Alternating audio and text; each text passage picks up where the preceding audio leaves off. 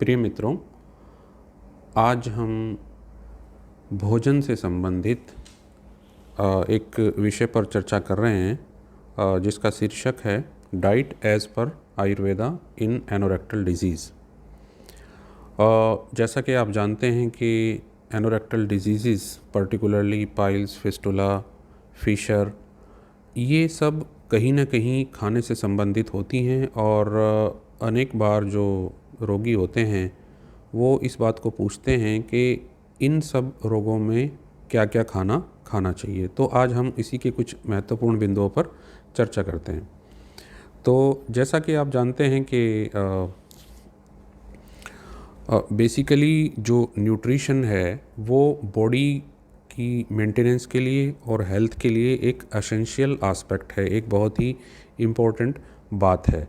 और न्यूट्रिशन जब भी हम जो खाना लेते हैं वो शरीर में जा कर के हमारे जो डिफरेंट जो बॉडी के एलिमेंट्स हैं उनको पोषित करता है और जहाँ जहाँ पर जिस जिस की वृद्धि होनी होती है वो वृद्धि होती है।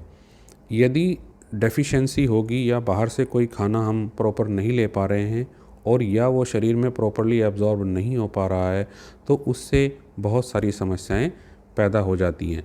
तो इस प्रकार से यदि देखा जाए तो मैं ये समझता हूँ कि जो डाइट है वो मेडिसिन के एट पार है, बल्कि मैं कहूँगा कि मेडिसिन से बहुत ही अलग और अच्छा एक उपाय है शरीर को रोगों से दूर रखने का। लेकिन जो डाइट होनी चाहिए वो सारे कॉन्स्टिट्यूएंट से परिपूर्ण होनी चाहिए। ये नहीं कि हम फैट ज़्यादा ले रहे हैं, ये नहीं कि हम कार्बोहाइड्रेट बहुत ज़्यादा ले रहे हैं, क्योंकि ये जो इम्बैलेंस होते हैं बेसिकली ये कहीं ना कहीं रोगों का कारण होते हैं। तो जो आहार और विहार दो चीज़ें हैं कि एक तो जो हम खाते हैं और दूसरा जो हमारी नित्य एक्सरसाइज से संबंधित जो जीवन शैली है उसका कितना पालन करते हैं। तो उसमें हम एक बात यहाँ पे मैं कहना चाहूँगा स्पेसिफ़िकली कि आपने देखा होगा कि कोई भी एनिमल जो होता है उसकी डोमेस्टिक यानी कि जो घरों में रहते हैं और जो जंगल में रहते हैं उन दोनों की हेल्थ में आप डिफरेंस देख लीजिए। वही डिफरेंस एक्चुअली हमको फाइंड आउट करना है कि क्या हमारा जो ह्यूमन लाइफ है हम उसको कितना नेचर के नज़दीक ला सकते हैं। उदाहरण के तौर पर प्राचीन काल में जो ऋषि लोग रहते थे वो जंगलों में रहते थे और जंगलों में वो बेस्ट ऑफ हेल्थ को एंजॉय करते थे। उनकी जो हेल्थ थी वो बिल्कुल एक आप कह सकते हैं कि उनको रोगों से संबंधित कोई ऐसी समस्याएं नहीं थी। लेकिन जब वो किन्हीं कारणों से जो ऑर्गेनाइज्ड जो रेजिडेंशियल कल्चर थी यानी कि जो ग्राम्यवास था जिसको हम सिटी कल्चर भी कह सकते हैं, जब वो वहाँ पे आए वहाँ पे उन्होंने बहुत सारे ऐसे भोजन जो गांव के आहार होते हैं, प्रचुर मात्रा में कार्बोहाइड्रेट्स बने हुए खाने, दूध इत्यादि को जो है सेवन किया, तो उसमें दो समस्याएं उनको उत्पन्न हो गई। एक तो मंदचेष्टता, क्योंकि वो घर में बैठे रहते थे, उनकी खूब सेवा होती थी, तो एक्सरसाइज न करने के कारण से उनके शरीर की जो में शिथिलता उत्पन्न हुई और अस्वस्थता, उनमें कहीं ना कहीं रोगों की उत्पत्ति होने लगी। तो इस कारण से जो लाइफ स्टाइल है वो हमारे जीवन में एक महत्वपूर्ण पार्ट प्ले करता है। आजकल बहुत सारे स्थानों पर ये चर्चाएं आम हो गई हैं कि ऐसा आखिरकार क्या हो गया कि जो हमारा भारत देश है वो डायबिटीज़, हाइपरटेंशन और थायराइड डिसऑर्डर की एक कैपिटल बनता जा रहा है। देखिए, इसकी तुलना हम कहीं ना कहीं जापान से कर सकते हैं। जब जापान में औद्योगिक क्रांति का दौर था तो उस समय वहाँ पे उसके साथ साथ ही जो बहुत सारे डेवलपमेंट्स हुए, उन्हीं के साथ कहीं ना कहीं स्ट्रेस एक ऐसा फैक्टर रहा जो उनके शरीर में उत्पन्न हुआ और उसके कारण से वहाँ पे डायबिटीज़ की जो प्रीवेलेंस थी वो बहुत अधिक बढ़ गई। वही सेम समस्या हम आज हमारा भारत देश अनुभव कर रहा है और शहरों में ही नहीं बल्कि गांव में भी लोग शुगर और ब्लड प्रेशर से पीड़ित होते जा रहे हैं, क्योंकि हमने अपनी कहीं ना कहीं जो हमारी एक नेचुरल पुराने समय की जो लाइफ स्टाइल थी हमने उसको त्याग दिया है। तो अब सबसे पहले हम बात करते हैं कि क्या इन सब चीज़ों को रिवर्स किया जा सकता है। तो हाँ, मेरा इसमें ये कहना रहेगा, हाँ निश्चित रूप से ऐसा किया जा सकता है। तो उसके क्रम में सबसे पहले जो सबसे महत्वपूर्ण चीज़ है वो है फूड। तो आइए सबसे पहले फूड की बात करते हैं। मेरे विचार में जो फूड है उसको हम 3 कैटेगरीज़ में डिवाइड कर सकते हैं। सबसे पहला जो फूड है वो है फ्रेश एंड लाइव फूड, जो डायरेक्टली हमको पेड़ पौधों से प्राप्त होता है। जैसे कि बहुत सारे जो फ्रूट्स हैं जो हम डायरेक्ट ले सकते हैं। अब यहाँ पे समस्या क्या आती है कि जो हमको फ्रूट्स मिलते हैं बेसिकली वो कोल्ड स्टोरेज में बहुत लंबे समय तक रहने के बाद मिलते हैं, उससे उनकी पोटेंसी ख़त्म हो जाती है। डायरेक्ट प्लांट से प्राप्त किया हुआ जो फूड है प्रोबेबली वो सबसे अच्छा माना जाता है, और वो भी नेचुरल एनवायरनमेंट में ग्रो हुआ हो without any pesticides and other things. तो यहाँ पे केवल फ्रूट ही नहीं बल्कि फ्रूट के साथ साथ उसके औषधियों के कंद भी होते हैं, और उसके अलावा जो है अलग और पार्ट भी होते हैं। डिफरेंट टाइप की जो वेजिटेबल्स होती हैं, लीव्स होती हैं, वो सब जो है लाइव फूड में आते हैं यदि उनको बिना किसी प्रोसेसिंग, बिना किसी पकाए हुए प्रयोग किया जाए। They are the live food, best food वो माने जाते हैं। हालांकि वो थोड़ा सा कठिनाई से पाचन होता है, इसलिए इन सभी चीज़ों का सेवन दिन के पहले अर्धभाग में किया जाना चाहिए। रात्रि मतलब बाद के अर्धभाग में इनका सेवन कम किया जाना चाहिए। दिन के अर्धभाग में हम जो कृत अन्न होते हैं, जो लाइट फूड होते हैं, जो तैयार किए जाते हैं, उनको सेवन कर सकते हैं। दूसरी जो वैरायटी है वो है ड्राई फ्रूट्स, जो प्लांट से कलेक्ट करने के बाद और उनको सुखा करके प्रयोग किया जाता है। सूखे मेवे वो हमारे सेमी लाइव फूड में आते हैं, दूसरी कैटेगरी है। ये भी शरीर के लिए बहुत ही अच्छे होते हैं, और इनका भी अपने हिसाब से डाइट को संतुलित बनाने के अकॉर्डिंगली इनका प्रयोग किया जाना चाहिए। और तीसरा जो फूड है वो है प्रोसेस्ड फूड। ये प्रोसेस्ड फूड बहुत अच्छी न्यूट्रिशियस वैल्यू वाले नहीं होते हैं। जो हमारी भारतीय रसोई है उसमें जो कृत अन्न है, जिसमें डिफरेंट टाइप के मसालों और इनका कॉम्बिनेशन किया जाता है, उनकी न्यूट्रिशियस वैल्यू बहुत अधिक होती है। लेकिन जो फूड प्रोसेसिंग करके और बहुत लंबे समय तक रखने के बाद जो यहाँ पे बेसिकली प्राप्त होते हैं, उनको आपको यूज़ नहीं करना चाहिए, या कम से कम यूज करना चाहिए। दूसरी बात, जो कुछ आहार होते हैं या भोजन होते हैं वो स्वभाव से लघु मतलब ईजिली टू डाइजेस्ट, और कुछ स्वभाव से गुरु यानी कि डिफ़िकल्ट टू डाइजेस्ट होते हैं। तो जैसे कि आप जानते हैं कि जो खिचड़ी है, मूंग की दाल है, ये बिल्कुल आसानी से पाचन योग्य आहार होते हैं। और इसके अलावा कुछ आहार ऐसे भी होते हैं जो बहुत ही हैवी होते हैं, तो जैसे बहुत एक्सट्रीम फ्राइड फूड होते हैं, या फिर जो बेवरेजेस होती हैं, इनकी कहीं ना कहीं न्यूट्रिशियस वैल्यू भी नहीं होती है, और ये जो भी इस प्रकार के फूड हों उनको सेवन नहीं किया जाना चाहिए। तो फूड का सबसे पहला ध्यान हमको यहाँ पे रखना होता है। अब बात आती है पथ्य, आहार और विहार की। पथ्य जो शब्द है बेसिकली, पथ आप जानते ही हैं, पथ मार्ग को कहते हैं। तो शरीर के जो डिफरेंट टाइप के चैनल्स हैं, अलग ऑर्गेन्स और उनके साथ जो चैनल्स हैं, उनके जो अनुकूल होते हैं, जो उनको हानि नहीं पहुंचाते, उसको हम पथ्य कहते हैं। होलसम डाइट होती हैं। तो आयुर्वेद में जगह जगह पे हर डाइट के बारे में ये बताया गया है कि क्या ये पथ्य है या ये अपथ्य है। तो वो जो सारे आहार हैं जो पथ्य हैं, जो हमेशा शरीर के अनुकूल ही होंगे, संभावना ज़्यादातर उसको ही प्रयोग किया जाना चाहिए। और जैसे कि मूंग की दाल है, शाकों में जीवंती शाक है, इस प्रकार से। और जो पानी है, पानी का भी जो तो पुराने समय में बेसिकली जो आकाश से बरसने वाला साफ़ पानी था, जो धरती के संपर्क में नहीं आता है, उसको सेवन करने का विधान बताया गया, यानी कि वो प्योरेस्ट फॉर्म ऑफ वाटर होती है। वाटर बॉर्न डिजीज़ भी हमें अनेक अवसरों पर समस्याएं हमारे लिए पैदा करी जाती हैं। तो इस प्रकार से यदि हम देखें तो पथ्य आहार का हमें चुनाव करना होता है। दूसरी बात, इसके साथ साथ ही एक बात ये भी आयुर्वेद में कही गई है कि कुछ एक क्षेत्र ऐसे होते हैं जहाँ पे एक स्पेसिफिक डाइट का सेवन किया जाता है, और वो पथ्य न होते हुए भी शरीर के अनुकूल हो जाती है लंबे समय में। तो उसमें जो है उनको साथ में कहते हैं, कंजेनियलिटी डेवलप हो जाती है। आहार या डाइट जो है वो जो बेसिक शरीर के 3 पिलर्स होते हैं, जिनको आहार, निद्रा और ब्रह्मचर्य कहते हैं, उसका एक पहला प्रमुख भाग है। इसलिए डाइट की तरफ अधिक ध्यान दिया जाना आवश्यक है।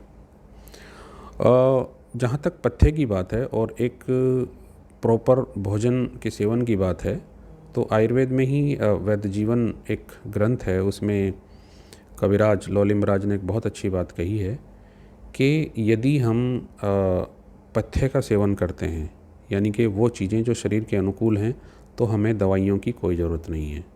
और यदि हम पथ्य का सेवन नहीं करते हैं तो भी दवाइयों की कोई ज़रूरत नहीं है, क्योंकि दवाइयाँ कुछ करने वाली नहीं हैं।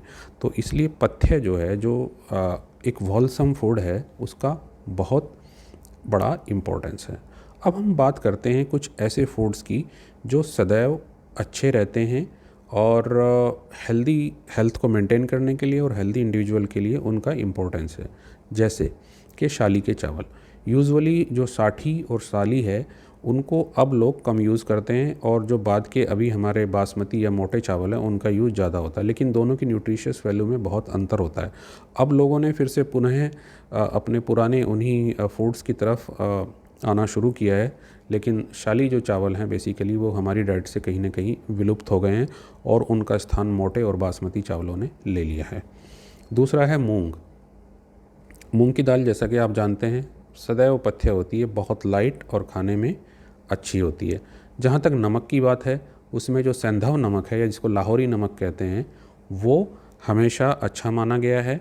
और जो हमारा अभी ये कॉमन साल्ट जिसमें आता है, जो आयोडाइड या डिफरेंट टाइप की समस्याएं यहाँ पे उसमें मिला करके उसको यूज़ करते हैं, लेकिन आप देख रहे हैं कि कहीं ना कहीं थायराइड के इंसिडेंस बढ़ रहे हैं। और इसके अलावा आंवला, आप जानते हैं कि विटामिन सी का ही सोर्स नहीं है, बल्कि ओवरऑल रसायन का काम करता है, शरीर के लिए बहुत ही अच्छा माना जाता है। उसके बाद जौ की जगह आजकल गेहूं ने ले ली है। गेहूं की न्यूट्रिशियस वैल्यू उतनी अच्छी नहीं है जितनी जौ की है, और जौ गेहूं के मुकाबले में बहुत ही ज़्यादा अच्छा माना जाता है। और जो रेन वाटर का जो कॉन्सेप्ट है, यानी कि पानी पीने का, ऐसा पानी जो धरती के संपर्क में न आया हो, क्योंकि जैसे ही पानी नीचे बरसता है धरती के संपर्क में आके कहीं ना कहीं वो दूषित होता है। ये ज्ञान पुराने समय में भी लोगों को था। तो इस वजह से जो अब हम प्योरेस्ट फॉर्म ऑफ वाटर ले सकते हैं, उसके लिए जो ट्रीटेड वाटर हैं या डिफरेंट टाइप से जो आजकल आप जानते हैं कि ग्राउंड में कंटेमिनेशन बहुत ज़्यादा है, तो वाटर को प्यूरीफाइड फॉर्म में ही यूज़ करना चाहिए। ये आवश्यक नहीं है कि हम आरओ वाटर यूज़ करें, बल्कि सिंपल जो फिल्ट्रेशन प्रोसेस के वाटर हैं वो भी हम यूज़ कर सकते हैं। उसके अलावा मिल्क, यानी कि मिल्क एक कंप्लीट फूड माना जाता है। जिनको मिल्क से एलर्जी नहीं है वो लोग मिल्क का सेवन भरपूर मात्रा में करना चाहिए। और घी जो गाय का घी है वो सेहत के लिए अच्छा होता है, उसका एडिक्वेट यूज़ किया जाने में कोई हार्म नहीं है, ना उससे कोई कोलेस्ट्रॉल या इस तरह की चीज़ें बढ़ती हैं। ये सब भ्रामक तथ्य हैं, बल्कि जो कार्बोहाइड्रेट्स हैं उनसे समस्याएं पैदा होती हैं। और आपने यहाँ पर देखा होगा कि ये जो एक जनरलाइज्ड फूड का जो कॉन्सेप्ट आयुर्वेद में है, बेसिकली इसमें कहीं भी बहुत अधिक कार्बोहाइड्रेट को खाने के लिए कहीं भी लिखा नहीं गया है। इसलिए जो शर्करा है उसमें बेसिकली गुड़ का सेवन किया जा सकता है। और जहाँ तक मीट की बात है, जो लोग मांसाहारी हैं उनके लिए जो जंगल है, यानी कि जो ड्राई एरियाज़ में जो रहने वाले जो पशु पक्षी हैं, उनका मीट का सेवन आयुर्वेद में वर्णित है बेसिकली। और साथ ही साथ शहद यानी कि हनी का एडिक्वेट यूज़ या समय के अनुसार यूज़ करना चाहिए। ये जो सारे फूड हैं ये सबसे पहले सभी हेल्दी पर्सन्स के लिए इंडिकेटेड होते हैं, इनको अपनी डाइट में डालना चाहिए। और निश्चित रूप से यदि ऐसा करते हैं तो जो डायबिटीज़ और जो हाइपरटेंशन है उनसे हम काफ़ी हद तक दूर रह सकते हैं। अब ये फूड का एक पिरामिड है। इस पिरामिड में आपने देखा होगा कि जो सबसे नीचे के स्तर पे जो हैं उसमें सबसे ज़्यादा फूड और वेजिटेबल्स को ही इम्पोर्टेंस दी गई है। अब बात करते हैं हम एनोरेक्टल डिसऑर्डर्स की। जो एनोरेक्टल डिसऑर्डर है, वैसे तो वो बहुत सारे डिसऑर्डर हैं, लेकिन उनमें मुख्यतया जो हैं वो पाइल्स, फिस्टुला, फिशर, ये 3 प्रमुख डिसऑर्डर्स होते हैं। यहाँ पे तो मैंने बहुत सारे डिसऑर्डर मेंशन किए, लेकिन बेसिकली जो जनरल पॉपुलेशन में होने वाले हैं वो पाइल्स, फिस्टुला और फिशर ही कॉमनली पाए जाते हैं। और जहाँ तक पाइल्स की बात है, ये एक वेन होती हैं बेसिकली एनल कैनाल में, जो बहुत अधिक जोर लगाने से ऐसे व्यक्ति जो बहुत लंबे समय तक मोशन में बैठे रहते हैं और जोर लगाते रहते हैं, उनको ये प्रॉब्लम्स होती हैं। तो इस प्रकार से इसमें जो सबसे इम्पोर्टेंट विहार है वो ये है कि ज़्यादा देर तक मोशन में न बैठा जाए और ज़्यादा प्रेशर ना लगा जाए, because straining is an important cause. और केवल मल का कड़ा होना ही नहीं है, बल्कि जो लोग बार बार मोशन जाते हैं उनको भी ये प्रॉब्लम बहुत कॉमनली होती है। यहाँ पे जो डाइट है बेसिकली, उस डाइट में जो अन्न है उसमें जौ और शाली और गोधूम का भी प्रयोग यहाँ पे बताया गया। गोधूम गेहूँ को कहते हैं। तो शाली के चावल, जौ और गेहूँ। और इसके बाद जो बाकी और इसमें एक महत्वपूर्ण चीज़ है वो है सूरण। सूरण जिसको हम जिमीकंद कहते हैं। जिमीकंद की सब्ज़ी पाइल्स के लिए बहुत ही अच्छी मानी जाती है और वाकई ये बहुत अच्छा काम करती है। इसके अलावा परवल और बथुआ, चौलाई जो होती है, चौलाई का शाक होता है, जीवंती, ये सारे, और मूली, ये इस प्रकार से अपनी डाइट में लिया जा सकता है। और इसमें तक्र जो है यानी कि जो छाछ है वो बहुत अच्छी मानी जाती है। और जो फल हैं, फलों में बेल का फल बहुत अच्छा होता है, और साथ ही साथ आंवला और कैथ या कपित्थ जिसको कहते हैं। जो लोग मांसाहारी हैं उनके लिए हिरन के मांस का सेवन किया गया है, लेकिन हम तो बेसिकली जो वेजिटेरियन डाइट है उसी को फॉलो करते हैं। तो इसीलिए जो भी पथ्य आहार हैं उसमें सबसे पहले जो लघु पचने वाले हैं उनका बार बार हम यहाँ पे बताते हैं। और जो विहार है यानी कि हमको क्या क्या चीज़ों को फॉलो करना चाहिए, उसमें बहुत हम जो पेशाब और लैट्रिन का समय से जाना और ज़्यादा वहाँ पे स्ट्रेन न करना, उकड़ू बैठना और बहुत अधिक लंबे समय तक हार्ड जो सरफेस है उसके ऊपर बैठना अवॉइड किया जाना चाहिए। अब इसी के साथ साथ एक दूसरी बात ये आती है कि जो बहुत सारे लोग परगेटिव्स यानी कि पेट साफ़ करने वाली दवाइयाँ लेते हैं, क्या वो ली जानी चाहिए या नहीं ली जानी चाहिए, क्योंकि ये जो गुदा की म्यूकोज़ा है उसमें इन्फ्लामेशन पैदा करके और वहाँ पे सिकुड़न और उसकी फ्लेक्सिबिलिटी को कम करती हैं, तो लॉन्ग रन में ये बीमारी को बढ़ाती हैं। इसलिए बहुत अधिक मात्रा में जो लैक्सेटिव और परगेटिव हैं उनका सेवन नहीं किया जाना चाहिए। इससे अगली जो डिजीज़ है वो है भगंदर, जिसको कि फिस्टुला इन एनो कहा जाता है। ये इसमें गुदा के आसपास के क्षेत्र में पस का फॉर्मेशन हो जाता है और लंबे समय तक चलने वाली बीमारी है, और सर्जरी कराने के बाद भी अनेक बार इसके रिकरेंसेस देखे जाते हैं। तो इसमें जो आहार है बेसिकली वो भी लगभग इसी के जैसा मिलता जुलता है, जिसमें कि वहीं फिर से साली के चावल, मूंग, परवल और एक शिगरू का इसमें यूज किया गया है। शिगरू जिसको कि ड्रम स्टिक कहते हैं, आजकल उसका प्रचलन काफ़ी बढ़ रहा है। वो एक अच्छा खाद्य पदार्थ है।